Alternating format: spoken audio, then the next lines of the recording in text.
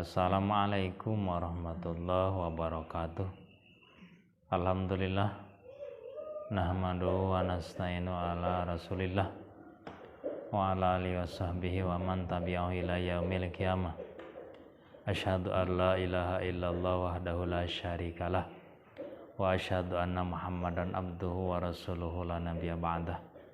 Amma ba'du fa ya ibadallah usi wa nafsi wa iyyakum bittaqwallahi wa ta'atihi la'allakum turhamun. Hadirin para pemirsa yang saya hormati dan Allah muliakan, dalam kesempatan ini sekilas tutorial info, yaitu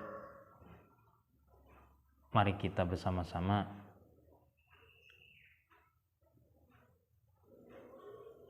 membuka mazhab tentang Al-Quran surat ke-16, surat An-Nahl, yang mana surat itu merupakan arti daripada lebah. An-Nahl itu artinya lebah, dan Allah juga memberikan wahyu kepada beliau yang kita harus teladani, yang kita harus patuhi perintah Allah, teladani contoh Rasul, teladani kegiatan Rasulullah SAW. Mari kita membuka mazhab ayat ke-68, ayat 69. Allah menjelaskan, dan Allah memberikan wahyu kepada lebah.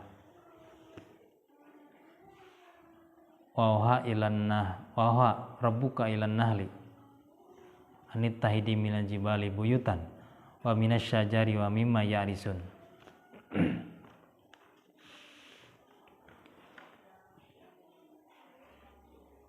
Allah memberikan wahyu kepada lebah. Kata beliau, bangunlah sarangmu anit tahidi minal jibali, dari pegunungan, buyutan wa minas syajari, dan bangunlah sarangmu dari pepohonan, wa mimma yarisun, yang telah diusahakan oleh kehidupan manusia, yang telah diolah oleh manusia, yang telah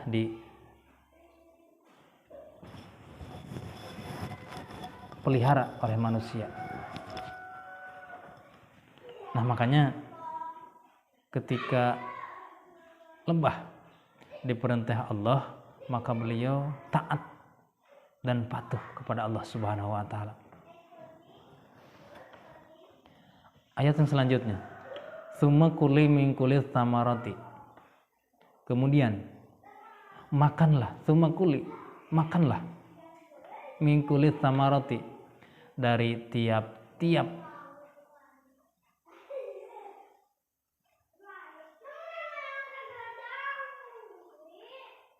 buah-buahan. Pasluki subula rabbiki, dan carilah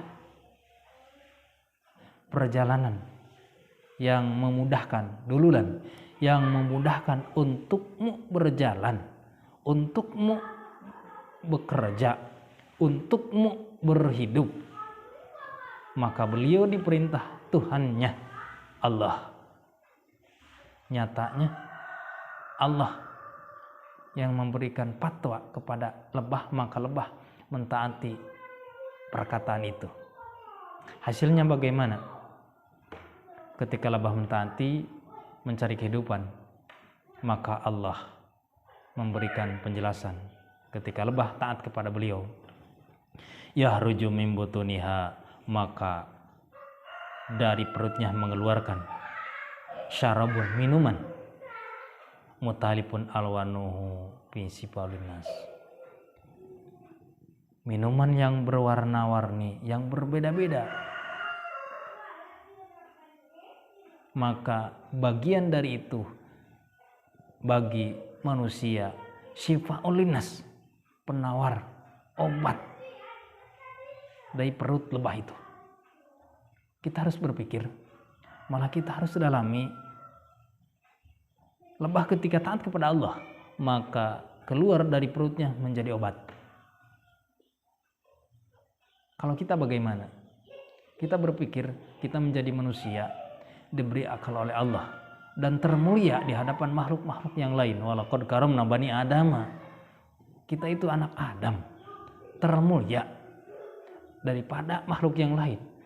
Ketika kita mengeluarkan dari perut berak, apa berak itu menjadi obat atau enggak? Enggak lah. Kita harus berpikir sampai sana. Kenapa sih berak kita tidak menjadi obat? Karena makanan yang dimakan oleh kita dari makanan yang haram, dari makanan yang tidak diridhoi oleh Allah, dan kita bertebaran juga tidak mengikuti aturan Allah dan Rasulnya. Makanya dari perut kita tidak menjadi penawar, tidak menjadi obat. Berpikir sampai sana. Cek orang Sundanya, boro-boro ayeuna taiina ciduhna gitu jadi obat-obat acan. Cek orang Sunda gitu. Berpikir nepi ka dinya teu? Berpikir sampai sana atau enggak? Syifa'ul linas, bagian yang menjadikan penawar bagi manusia. Kita harus berpikir kehidupan. Simpulkan, kenapa sih kita manusia banyak yang sakit? Kenapa manusia banyak yang diberi penyakit?